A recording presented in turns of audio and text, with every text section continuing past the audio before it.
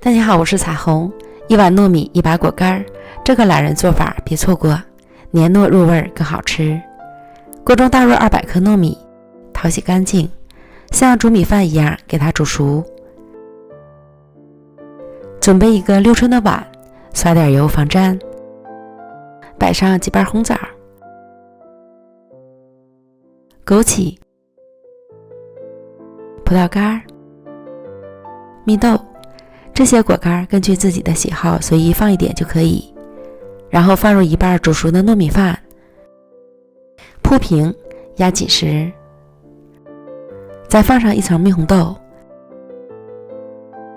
再把剩下的糯米饭铺在上面，表面抹平，再压紧实。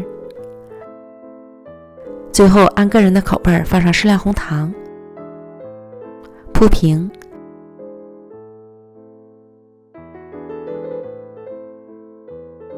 放入锅中，再蒸20分钟。取出来晾至温热，脱模。先将边缘划一圈，再盖个盘子，倒扣过来。